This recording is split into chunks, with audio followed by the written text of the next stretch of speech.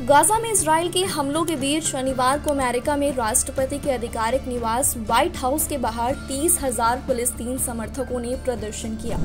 लोग सिर पर हमास का पट्टा बांधकर फिलिस्तीन का झंडा लहराते नजर आए। इस दौरान प्रदर्शन कर रहे एक शख्स के हाथ में राष्ट्रपति बाइडेन का मुखौटा भी था, जो खून से सना हुआ था। लोगों के हाथ में कई बैनर और पोस्टर भी थे। इसमें बाइडेन पर इतिहास के गलत पक्ष में होने का आरोप लगाया गया। प्रदर्शनकारियों ने आजाद फिलिस्तीन के नारे भी लगाए।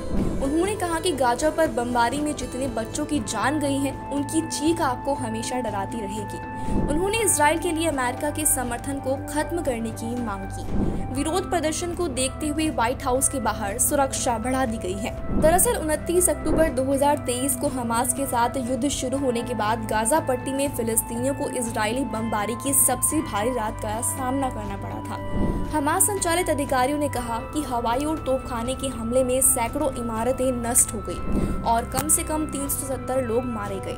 आसमान में बड़े बड़े विस्फोटों की आवाजें गूंज उठी। इसी समय फिलिस्तीनी मोबाइल फोन और इंटरनेट नेटवर्क भी ठप हो गई, जिससे पट्टी के अंदर संचार व्यवस्था टूट गई और सटीक रिपोर्ट प्राप्त करना भी मुश्किल हो गया। उत्तरी इलाकों में बमबारी का पैमाना ऐसा था कि पहले कभी नहीं देखा था। दक्षिणी इलाके में हमले कम हुए, लेकिन वहां शरण लिए हुए लाखों लोगों में दहशत का माहौल था, क्योंकि इजराइल ने उन्हें उत्तर में अपने घर छोड़ने के लिए कहा था। इजरायली हमलों में सैकड़ों इमारतें और घर पूरी तरह से नष्ट हो गए। इन हमलों में उत्तरी गाजा के परिदृश्य को ही बदल दिया था। अब जहां एक तरफ व्हाइट हाउस के बाहर प्रदर्शन हो रहे हैं, वहीं दूसरी तरफ बाइडेन पिछले 4 दिन से फ्रांस की स्टेट विजिट पर है। दूसरे विश्व युद्ध के ऐतिहासिक दिन डी-डे की 80वीं सालगिरह से जुड़े कार्यक्रमों के लिए बाइडेन के अलावा सुनक और जिनपिंग भी फ्रांस पहुंचे थे। इसी के साथ ही आपको बता दें कि अमेरिका की 50 यूनिवर्सिटी में भी प्रदर्शन हो चुका है। इजराइल और हमास में 8 महीने से जारी जंग के बीच प्रदर्शनकारी अमेरिका में अलग अलग जगहों पर युद्ध को लेकर विरोध जताते नजर आए। अप्रैल में अमेरिका की 50 यूनिवर्सिटीज में महीने भर तक स्टूडेंट्स ने प्रोटेस्ट किया था। इस दौरान उन्होंने कैलिफोर्निया यूनिवर्सिटी की हैमिल्टन बिल्डिंग को भी कब्जे में ले लिया था।